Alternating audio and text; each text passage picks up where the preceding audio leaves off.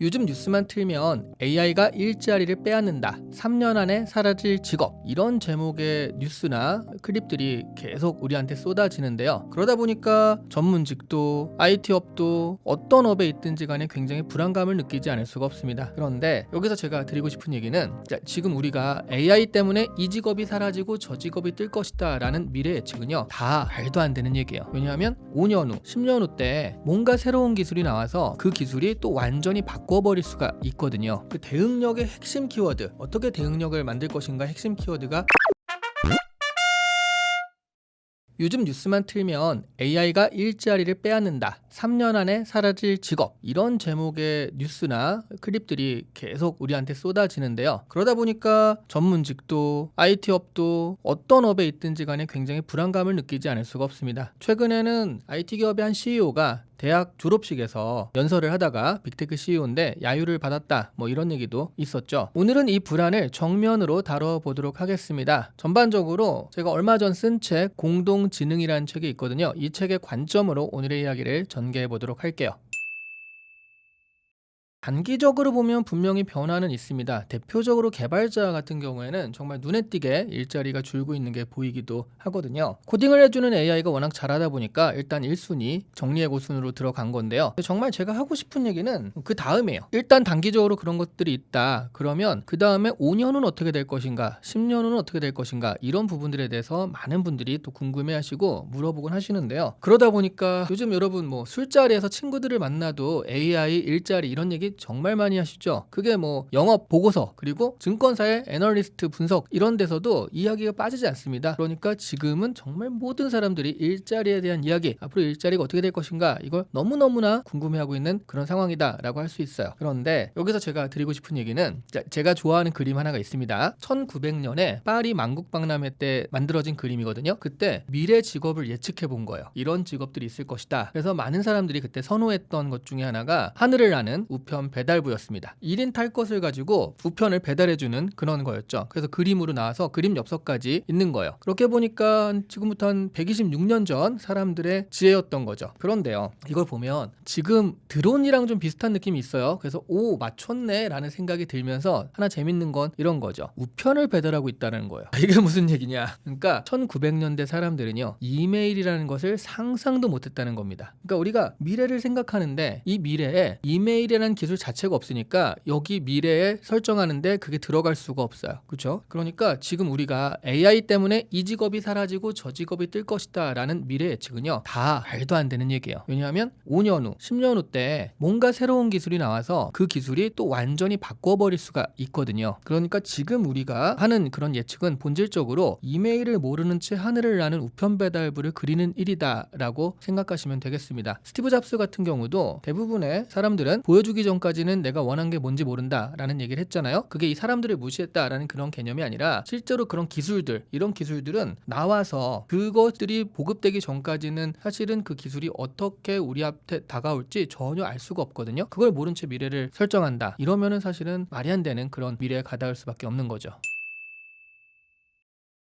그런데 지금 그 질문이 가장 위험한 질문 중에 하나입니다. 제가 이 표를 딱 그려가지고 이렇게 분류하는 순간 저도 하늘을 나는 우체부를 한 장 더 그리는 거에 불과해요. 제가 재밌는 숫자 하나를 말씀드릴게요. CXO 어드바이저리 그룹이라는 데서 나온 그런 그 통계인데 2005년서부터 2012년까지 미국 주식시장 전문가들의 공개 예측 6,500건을 모아가지고 한번 맞춰본 거예요. 사후 검증을 한 거죠. 그러면서 이게 맞았나 틀렸나, 그 생각해보면 주식이라는 건 결국 올랐나 내렸나 이런 거잖아요. 그러니까 이거 아니면 저거라는 거죠. 확률이 얼마인지 아세요? 맞출 확률이 47%입니다. 아니, 생각해보면 동전 던지기라면 50%잖아요.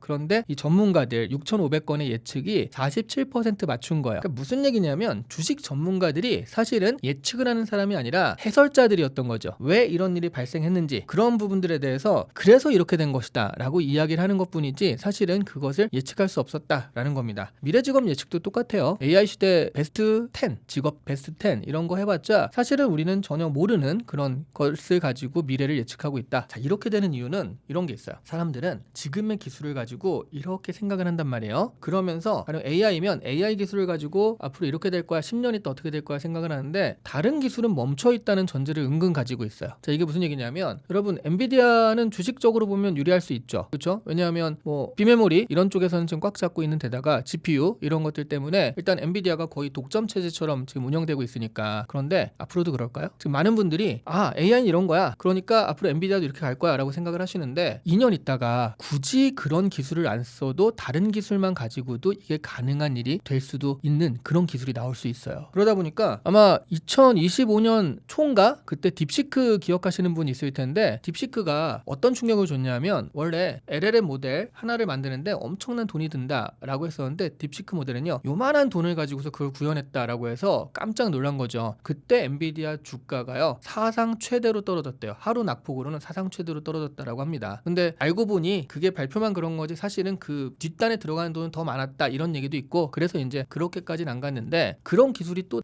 나오지 않으리라는 보장은 없거든요. 그러다 보니까 지금 뭐 전력이 중요하다, 칩이 중요하다, 그러니까 이런 걸 해야 된다라고 하지만 전력을 100분의 1로 아껴주는 기술이 언제 어디서 등장할지 모르는 거예요. 그러니까 미래라는 거는 기술이 어떻게 되느냐에 따라서 확 달라지기 때문에 지금의 어떤 지금의 기술 위에서 세워진 예측은 그게 반드시 맞는다라는 보장은 전혀 없다라는 거죠.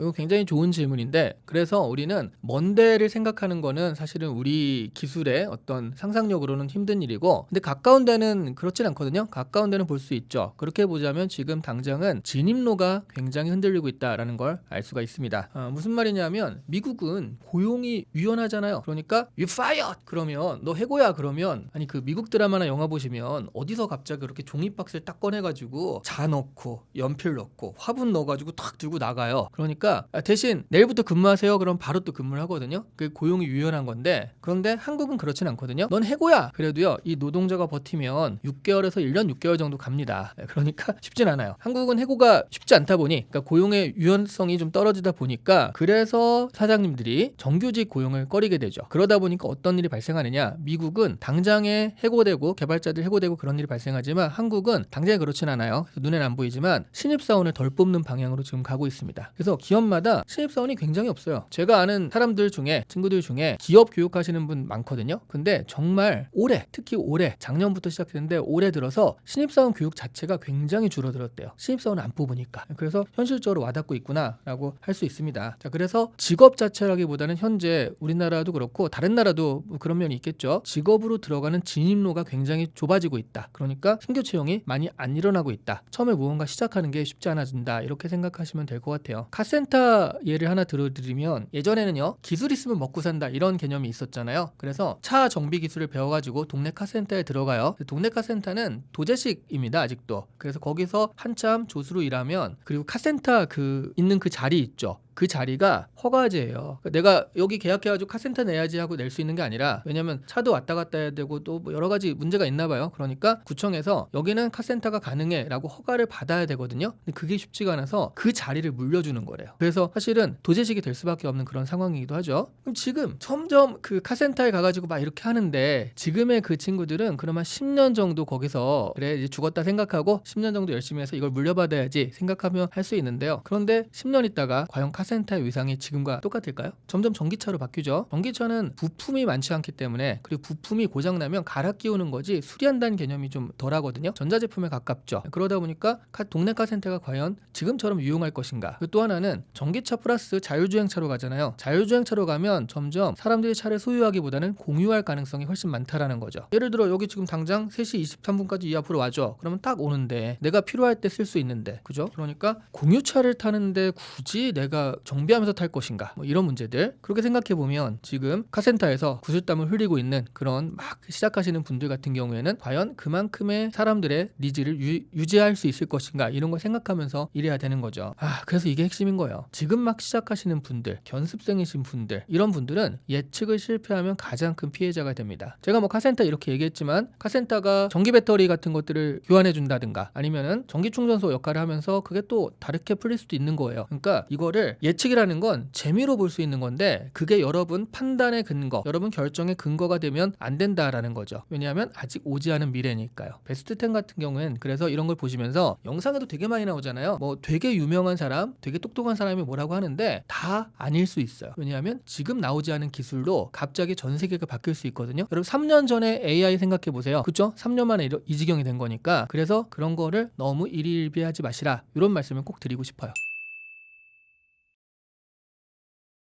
사실 예측이 다 틀린다라는 말까지는 아니고 예측은 틀릴 수도 있다. 너무 그거를 믿지만은 말아라. 뭐 이런 얘기입니다. 그러니까 그런데 지금 말씀하신 대로 확실히 그런 게 있다라는 거죠. 그럼 뭘 해야 되지? 제가 책에서 말한 거는 일단 대응력이에요. 뭔가 이렇게 되니까 이거 자체를 익혀야지가 아니라 지금 익히면 돼요. 이렇게 될 수 있다라는 예측까지 익히면 되는데 그게 절대적이진 않다라는 거죠. 그래서 뭔가 바뀌었을 때 빠르게 대응할 수 있는 능력. 내가 지금 이걸 익히잖아요. 그러면 다른 것도 익힐 수 있어요. 지금 가장 중요한 키워드는 대응력이다 라고 할 수 있고요. 그 대응력의 핵심 키워드, 어떻게 대응력을 만들 것인가 핵심 키워드가 공동지능입니다. 결론부터 말하면요, 살아남는 건 특정한 직업이 아니라 특정 방식으로 일하는 사람이다 라고 생각하시면 돼요. 생각해보면 인류는 늘 자기보다 뭔가 더 능력이 출중한 도구랑 같이 일을 해왔어요. 지게차, 여러분 사람이 아무리 근육을 단련해봤자 지게차를 이길 수 없죠, 그죠? 네. 그런데 그 지게차를 운전하는 사람이 그 지게차의 힘을 자기 것으로 만든 겁니다. 생각해보면 산업혁명 이후부터 한 200년 동안 우리는 계속 이런 작업을 해온 거예요. 인간의 지능으로 기계의 힘을 컨트롤하는, 그래서 기계의 힘을 인간이 이용한 거죠. 근데 이제 뭐가 나왔냐면 이 지능, 우리보다 똑똑한 도구가 나왔다는 거예요. 힘을 컨트롤하는 게 지능이었는데 이 지능은 그럼 뭘로 컨트롤해야 되지? 여기서 이제 문제가 생기는 거거든요. 그래서 답이 좀 갈릴 수 있는데 여기서는 우리가 뭘 해야 되냐면 같이 생각을 해야 된다라는 거죠. 기계한테 야 이렇게 라는 건 지능을 가지고 힘을 운용하는 기계한테 시킬 때 하는 일이고요. 지금은 지능을 가진 기계한테 나의 지능으로 일을 시켜야 되니까 야 이거 해 라고 하면 그거는 지능한테 결과를 받아오는 거예요. 근데 얘가 발달할수록 나는 그걸 이길 수가 없습니다. 그런데 AI와 같이 생각해서 더 나은 결론에 도달한다 라고 한다면 얘가 발달하면 나도 같이 발달하는 거죠. 그럼 앞에 얘기한 거 야 이거 해 라고 맡기는 건 위임이고요. 지금 같이 생각해서 이 결론을 내보자 라고 하는 게 바로 공동지능이다 라는 겁니다. 일을 시키는 거랑 그리고 같이 생각하는 거랑은 결과가 완전히 다릅니다. 일을 시키는 건 사고에 외주하거든요. 그럼 외주가 마음에 안 드니까 다시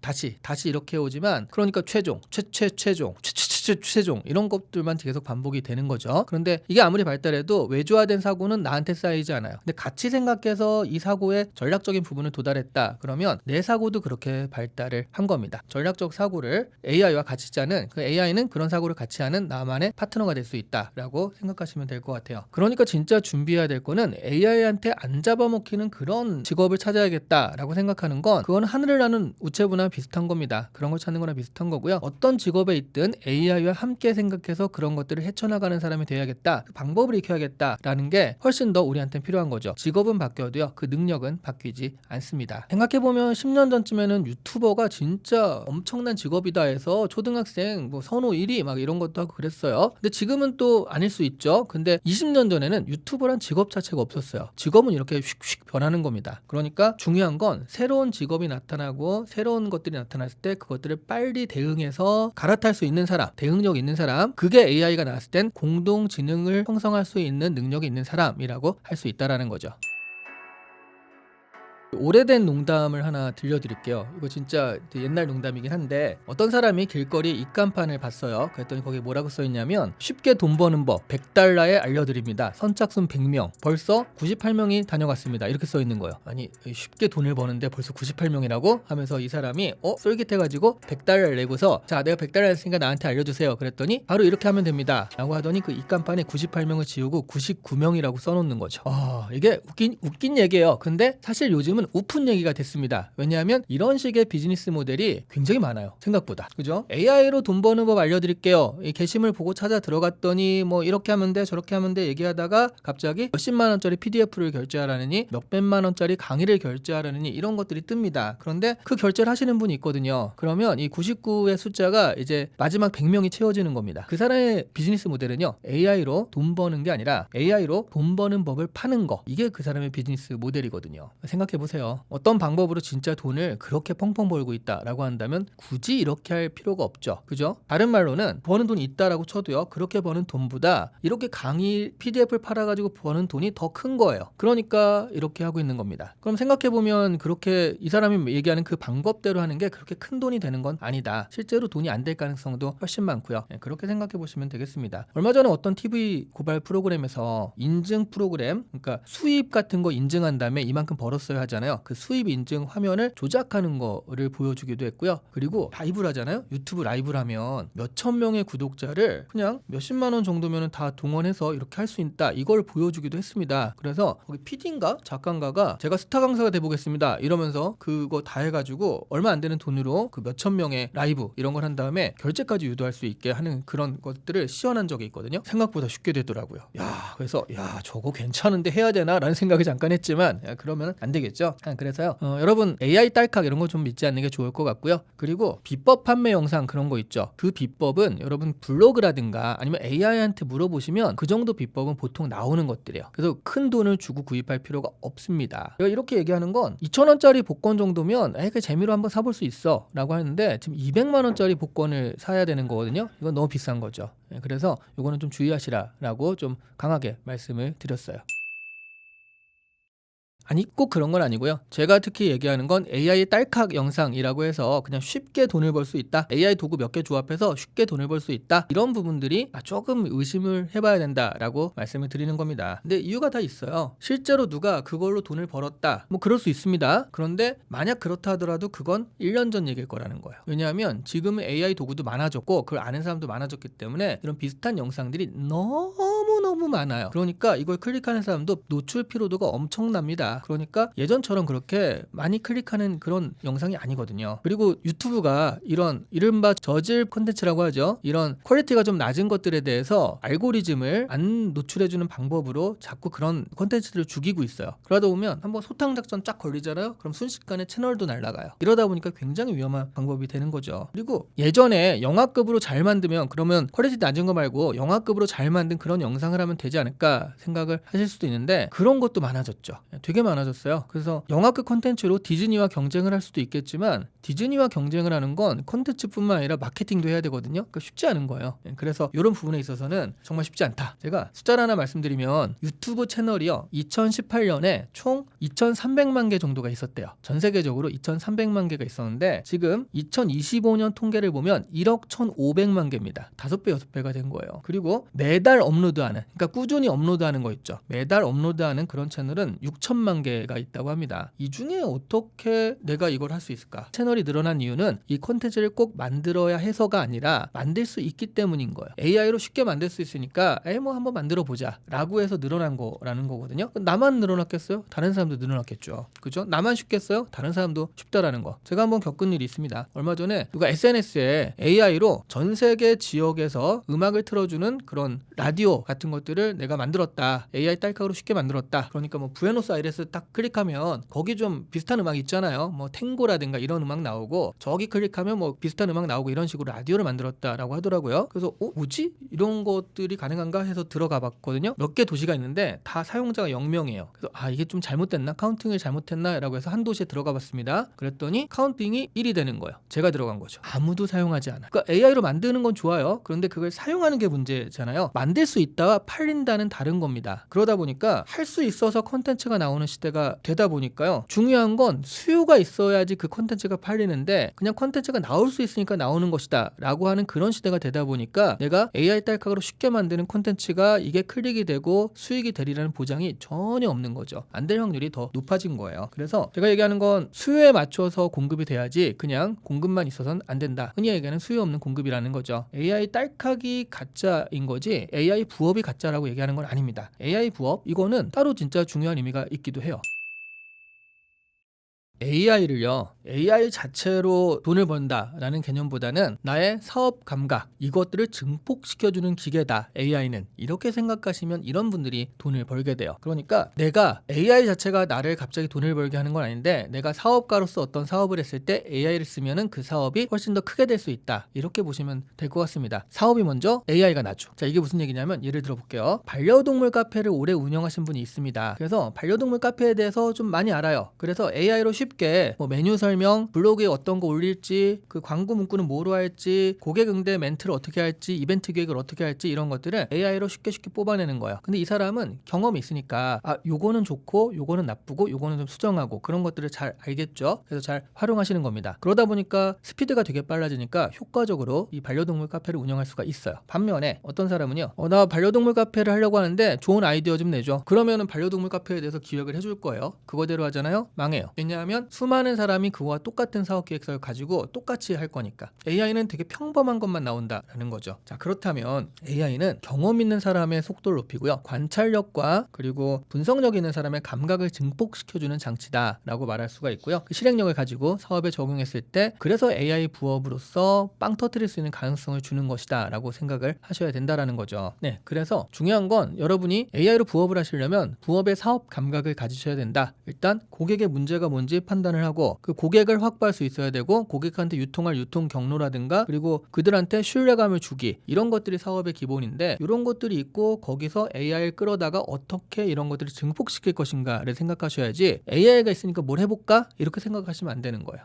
그게 이제 가장 큰 다른 점이다 라고 얘기할 수 있고요. 직장인들이 AI 부업에 끌리는 이유는, 직장인이니까 월급은 나오고 사실 부업은 큰 돈이 안 되니까, 사실 이게 돈이라기보다는요, 부수입 자체라기보다는 뭐 되면 좋죠. 근데 일단 처음에는요, 직장 외에 다른 것, 조직 밖 가능성에 대한 눈돌림이다 라고 생각하시면 될 것 같아요. 그 나중에 은퇴를 생각하든, 아니면 정말 이게 잘 돼가지고 내가 이렇게 전환을 생각하든 간에, 기본적으로는 월급만으로는 부족하죠. 당연히 부족한데, 근데 그게 문제가 아니라 불안한 거죠. 이게 끊기는 순간 어떻게 되지? 그러면 나는 뭔가 하고 있어야 되지 않나? 그러면서 이제 AI 부업에 대한 가능성을 생각하시는 겁니다. 자, 그러다 보니까 AI가 예전에는 나 혼자서 뭘 하면은 다 할 수가 없어요. 내가 비즈니스를 만들면 회계는 어떻게 할 거예요? 홍보는 어떻게 할 거예요? 유통은 어떻게 할 거예요? 근데 AI가 이런 것들을 해주니까 이런 가능성이 있다, 그렇기 때문에 해볼 만하다라고 생각을 하시라는 거죠. 그래서 한 사람이 작은 조직처럼 사고하고 실행할 수 있게 만드는 게 AI다. 이걸 가지고 나만의 어떤 부업을 찾아보겠다, 비즈니스를 찾아보겠다, 이렇게 생각하셔야지, AI가 콘텐츠를 만들어주니까 이걸 팔아보겠다, 이게 부업이다 생각하시면 그거는 상당히 어려운 길로 들어가는 것이다, 이렇게 말씀드릴 수 있다라는 겁니다. 많은 분이 돈 벌려면 일단 AI 툴부터 익히자, 배워보자 라고 하시는데, 그게 순서가 틀린 겁니다. 그러니까 사업 구조를 먼저 짜야 돼요. 그리고 나서 여기에 어떻게 AI를 붙일 것인가, 이렇게 생각을 하시는 게 맞다라는 거죠. 할 수 있으니까 일단 해보자의 함정에 빠지시면 안 된다라는 거. 그러니까 내가 돈이 있으니까 동네 카페를 차려보자, 이거나 비슷한 거예요. 여기가 카페가 될 만하고 카페 경험도 있고, 그러니까 돈을 모아서 해보자, 돈을 끌어다가 해보자, 이게 맞다라는 거죠. 그러려면 일단 이건 뭐 사업에 대한 얘기인데, 처음에 여러분이 문제에 대한 인식이 있어야 돼요. 그러니까 사업에 대한 이야기 했을 때, 문제, 어떤 고객이 그 문제에 돈을 낼 것인가 라고 해서 고객, 그리고 어떤 상품을 만들 것인가, 그 상품을 어떻게 유통시킬 것인가, 그리고 그런 것에 어떻게 신뢰를 줄 것인가, 이 5가지가 있어야 됩니다. 이런 것들이 갖춰진다 라고 한다면, 거기에 AI를 도입해서 이 각자들을 어떻게 가속시키고 증폭시킬 것인가, 이렇게 개념을 가지고 가셔야 된다라는 거죠. 당연히 이 5가지를 판단할 때 이 전략을 짜고 시뮬레이션 해보고, 혼자서는 하기 힘든 새로운 관점을 같이 한번 생각해보고, 이런 것들에 공동지능이 들어간다. 사업 계획이나 이런 부분들을 같이 공동지능으로 하는 겁니다. 정리하자면 AI 부업이 실패하는 건 AI를 못 써서가 아니라, 실제로 방금 얘기했던 문제, 고객, 상품, 유통, 신뢰, 이 5가지 중에 뭔가 빠져 있어서요. 그러니까 비즈니스 구조가 안 갖춰져 있기 때문이다 라고 하는 겁니다. 일단 이 5칸부터 채워보시고요. 그리고 공동지능을 통해서 이 각각을 채우는 작업, 그렇게 하시면 AI 부업은 이런 식으로 한번 시작해보겠다라는 어떤 기획들이 나올 수 있습니다.